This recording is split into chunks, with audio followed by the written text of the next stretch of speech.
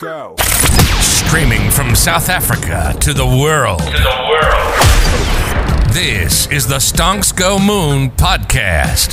What just happened? We break it down so you don't have to. Welcome everyone to the Stonks Go Moon podcast. My guest today, Kirsten Maarschalk, founder of Pink Soda Marketing. Welcome back to the pod at long last. Thank you, Rocco. I must say it's so lovely to be back as a repeat guest. I take it as a huge compliment. So it's good to be back with you. I wanted to have you sooner, but then you upped and left Joburg for Cape Town. Yes. And I believe now you're not in Cape Town, you are in paradise, right? Because Hout Bay is not Cape Town, it is paradise. What sort of mental shift has the move from Joburg to Cape Town made in you as a business founder, right? A solo business founder, but then with a team, and then as a creative sort of in the marketing space? Yeah, absolutely. It has had a huge impact. I think in general, the lifestyle here is a lot smoother. So I'm feeling a lot less anxious, which has many benefits. I think our biggest challenge as a team has been working fully remotely for over a year now. It's obviously got great benefits, but it's difficult when you're not, haven't got the chance to just sit together, have a coffee, brainstorm, and do that kind of thing. But in saying that, yeah, I mean, we've all had a lot of flexibility. I think Cape Town is a great place to be creative. Driving around and just seeing how things are done so differently. There's a big European influence here, even Asian. I mean, seeing a lot of like Japanese style coffee shops and eateries popping up. The design of the restaurants are incredible. So it's just so different. You're surrounded by so much creativity. There's murals that'll blow your socks off and inspiration, I guess. So that's what I wanted to ask you. It's that is it more inspiring being in Cape Town than in Joburg? Yes. Don't get me wrong, Joburg is awesome. It's a hub. It's my place of birth. But I think, there's just so much to Cape Town. There's the natural beauty. You leave work and you go for a surf or you run up a mountain. And I think there's also so many different types of people here from all over the world. And that has a huge influence as well. So it's a great space to be in. Better for business or doesn't really affect business? A bit of both. I mean, we've picked up a lot of Cape Town clients here. Clients are still very happy to and wanting to do more face-to-face interaction. But our business is online. So, we can have clients from all over the world and the business carries on. So it's great. It's great to be online and be able to choose where you're working from. I wanted you to say that because there are so many people that are unhappy that I know personally. And I just tell them, pick up and leave. If you're not happy, then just go do what you do in another place. But there is that fear, right? And I know from following you on IG, that fear, and if I may be so bold as to call it a bit of a depression, is part of picking up and leaving, right? So, but that's something that you had to deal with. Yeah, I think the biggest sort of hard feeling that people deal with and what causes the depression and the fear is uncertainty, right? Because it's different. The world today is a very different place to what it was even 5 years ago. And 5 years ago, it wasn't so easy to pick up and go and work from anywhere. I mean, I'm planning a trip to Europe this year, and everyone's saying, well, how long are you going to be away? And what about work? And I can literally do what I'm doing right now in Europe. It's hardly a time delay and things carry on, there's no difference other than the face-to-face interactions.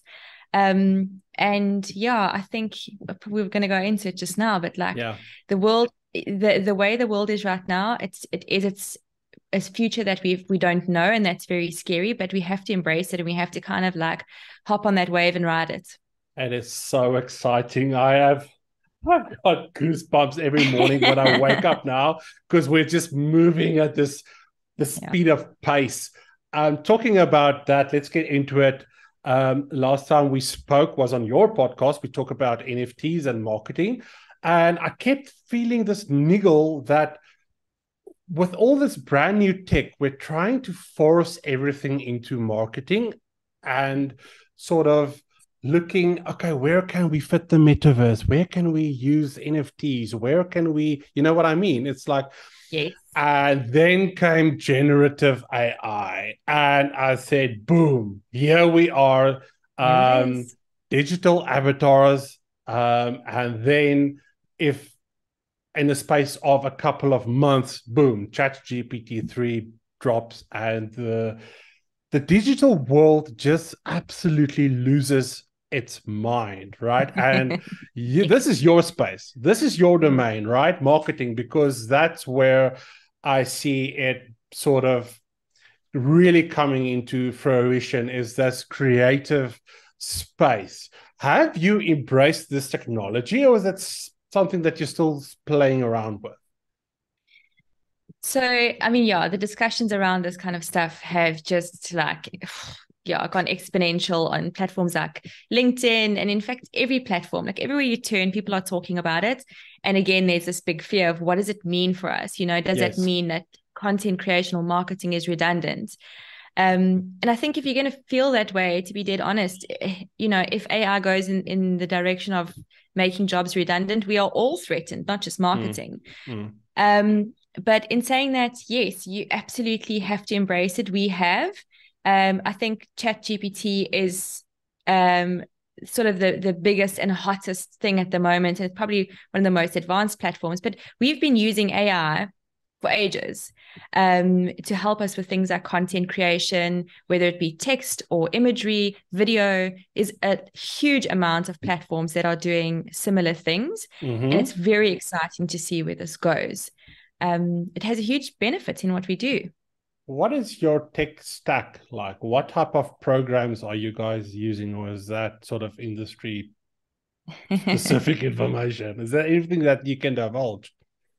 Yeah, I mean, we're using a lot. We do have quite a lot of platforms that we use across the board. But just in terms of AI, I mean, Adobe has got some incredible things happening on platforms like Illustrator and Photoshop. It's insane what you can do and how quickly you can do it and how accurately you can do it. Yes. So there's other platforms like Quillbot's actually been around for quite a while that does AI generative text. It's a plagiarism checker. It can rephrase things and that sort of stuff. So that's quite cool. And then the one to watch, and I think a lot of people get their back up when you talk about it in the marketing space, because it's kind of like being seen as a cheat sheet or like a rookie program. But Canva is incredible. Like, love Canva. Love it. Yeah, and I think you shouldn't fear, like, steer away from it, because it is so easy. You're right. Like, you can be a graphic designer with zero training. And that certainly doesn't take away from the skilled graphic designers, because there is a skill and you need to know how to make your content not look like a template in Canva. But Canva's doing docs now. They've got an amazing thing called No, there is, with all the courses, there's definitely space for someone to do a course about how to use Canva like a professional, because I'm not going to name names, but sometimes I see covers and stuff and I'm thinking, did your child do that? Or like, no, not in a mean way, but I'd like to see everyone raise the standard of what looks aesthetic at least. Yeah. So but you know what it does, and we may be like steering off course now, but I made a comment the other day about it, is that it makes my heart a little bit happy, because I like pretty things. And for small business owners and, mom and pop shops that are doing their own digital marketing, thank God we are seeing Canva designs, which, yes, they might need a bit of help, but it beats the old Word document templates and PowerPoint presentation disasters that we used to see. Yeah. So for small businesses, a program like Canva is a huge win, and it's free to start. If you take it a bit more seriously, you go premium. But in the AI space, I think they're competitive, and you'd be dumb not to embrace it. They're doing magic writing, which is, again, AI generative text. They've got another part of the software, and I can't think of what it's called now, but it creates images for you. So you can literally type in panda riding a bicycle, eating an ice cream at sunset with purple text saying yeehaw, and hit enter, and it will create it for you in seconds.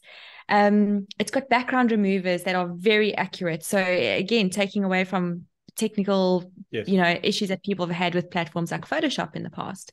So at every level in marketing, there is definitely a space for AI, and especially in the SEO space. Big. I was about to pivot to that. I'd ask you, do you employ copywriters directly, or do you outsource work? But I'm assuming there's some level of interaction with copywriters. Yeah, that's absolutely. So that's where I'm seeing a lot of the fear, right? Have you sat down with your team and talked about ChatGPT3 and how to use and not use it? Yes. Yeah, absolutely. That is where a lot of the fear comes in.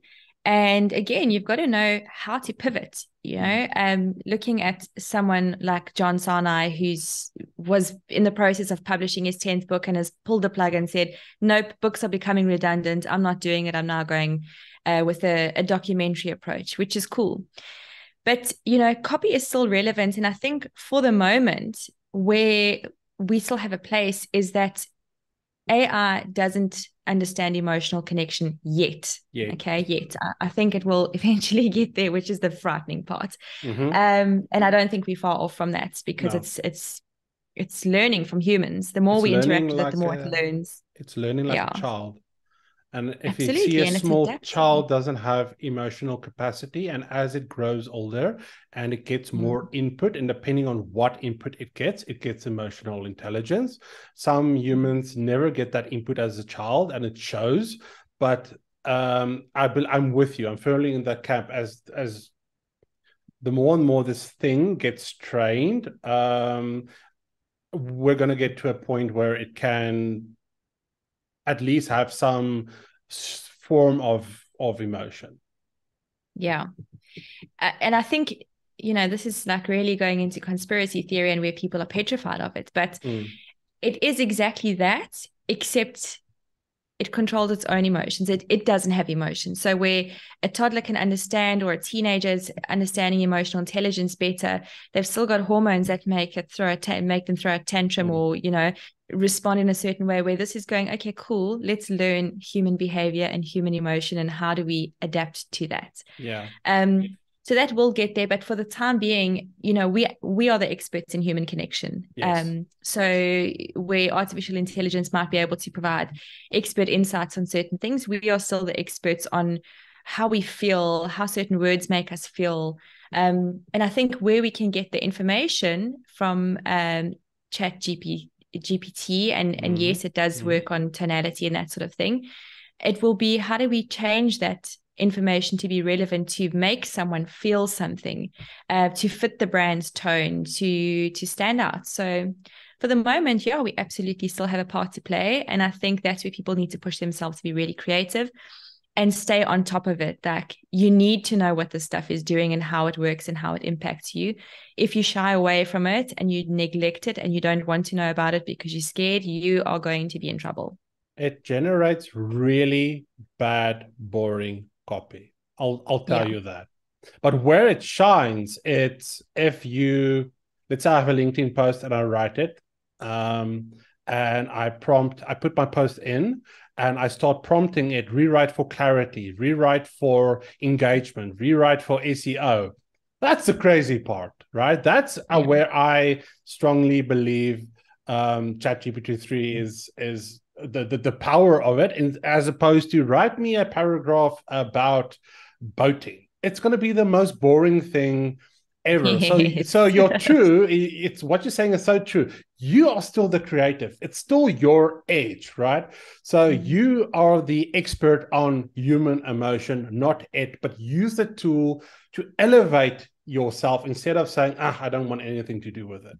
So I'm 100% in agreement with you there. So before we wrap up today, I asked ChatGPT3, what are the top 3 questions that I should ask you on this podcast? And Lord, I literally I've had this now for about 20 minutes, And Okay. let's see what it came up with. Right. So the first one is, can you talk about a specific example of how you've integrated digital marketing into your overall marketing strategy? Good question. Ooh. Yeah, I think, you know, digital marketing, and what's interesting is that we have separate agencies, right? We have like marketing agencies and we have specifically digital marketing agencies. But digital marketing is a leg of marketing. It's a very important leg and it's an ever-growing leg. But it needs to fit into an overall strategy, customer journey, all of those sorts of things. For people who are unfamiliar with the different assets of digital marketing, it's things like social media, content creation and management, community management, SEO, Google Ads. There are many, many moving aspects to digital marketing that play a very vital part in your overall marketing plan. Mm-hmm. Second question, how do you measure the ROI of your marketing efforts? That's what everyone wants to know, hey? ChatGPT3 wants to know. Clearly, it's Yeah, onto apparently. something. So, Because if there are no sales, then management goes, what's marketing doing? yeah, It's exactly. still in 2022, 2023, it's still the case. 100%. Mm. And this is kind of the part where we have to educate our new clients upfront in how this works, because you can't put 20,000 Rand into a digital marketing budget today and expect to have a cash return on investment by the end of the month. No. I mean, you might if you've really done a good job, but it can't be guaranteed. And often the objective upfront is not straight away sales. So Yeah. there's different parts that we need to look at in the funnel. What is our goal? What's our main objective? Are we trying to get the brand out there? Maybe it's a new brand, a new business that people don't know about. The first step is make sure people know about you. Who are you? What do you do, etc. So then we'd be looking at brand awareness. And in that case, we need to understand how many people are we getting our brand in front of and who are they? So things like impressions and reach are important, but it's also important to prove who you're targeting. There's no point getting 1 million impressions and you've got a very broad net of a target audience and it's not getting out there. So there are many metrics, and we get things like click-through rates, retention rates on pages, obviously conversions in terms of sales, but it's got to come back to the strategy and the objective. Depending on the objective, we will have a digital ROI. So taking it a bit away from the bottom line and looking at other levels as well. That's what the sense that I'm getting out of it. Absolutely. And even if we have an incredibly successful digital marketing campaign, there are other things that also play a big part in your sales. What is it that you're selling? What is the packaging like? What is the product like? Or the service? What is your sales team doing on the ground? What is your after sales service like? What are people saying about your brand outside of our ad campaigns? So that's where, we don't want to carry that weight on our shoulders because we're not doing the full job all alone. 100%. So well said. Yeah. The last question is a very interesting one. It says, can you discuss a time when a campaign didn't perform as well as expected and how you handled it? Yeah, this actually happens, and maybe it's going to sound terrible to say, but it happens all the time. We have a big, bold idea and we pitch it to the clients in, we go all out, we design creatives, we put it out there, and it just doesn't do as well as what we've thought. And the difficult thing is that you have to give it enough time to learn, so the algorithms have to kick in. And of course, we have to have enough data to know what to do. But in those situations, it's about monitoring. You need to be seeing what are the analytics saying, where have we got hotspots, what part of it is being successful and what part is not. So if we're getting a lot of people seeing an ad and clicking on an ad, but then as soon as they get to the web page, they're jumping off, then we know that there's a problem there. There's a block. So I think it's very important to monitor the customer journey, and be quick to change it up, be agile. Yeah. Is it something that you take personal or as a business owner, or is it just sort of the way that business is? Because I know some people like to take failure is very personal, and take ownership in that, but it may not always be the correct move. So I'm eager to find out what's your sort of process. Yeah, I think as much as possible, you need to remove your ego. And again, this is at all levels. So whether you are heading up a marketing department or a marketing agency, or if you are a small business owner or startup entrepreneur, you've got to try and take your emotion out of it and not take it personally. Because when your emotions get involved and your ego gets involved, people also make the wrong decisions.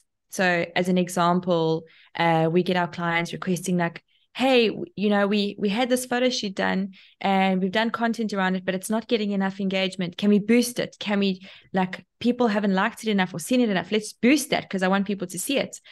But no, you want people to see that and it's important to you and it makes you feel good. But clearly it's not doing the same for other people. So stop hitting your head against a brick wall.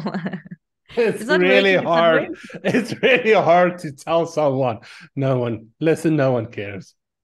It's so when you put it, the feeling when you put a podcast episode or something out there and you poured your heart and soul, you've done the promo, you think, hey, this is like one of the best episodes I've done, and you want to punt it, but then you realize the people just don't care. There's not enough takeaway, they're not invested, but that's fine. That's just what it is. Yeah, 100%. Kirsten, thank you so much for joining me today. If the listeners want to go and connect with you and find out more about what it is what you do, where can they do that? So all over, naturally. All over. Love it. I wouldn't be a digital marketer if I wasn't on every bloody platform. So Instagram, my personal profile is @thepinkkirst. The business is at Pink Soda Marketing. I'm on LinkedIn, Kirsten Maarschalk. We've also got a page on LinkedIn, Facebook. I do have a very small TikTok account that I find very intimidating. A guilty pleasure of mine. This is a little bit. Yeah, now and then I have an avatar fail at the chuck up there. But yeah, reach out, email, all my details are online, I'm sure. And we will put the links in the comments. Thank you so much for joining me. To all listeners, peace, love, and prosperity. I'll catch you in the next one. Cheers.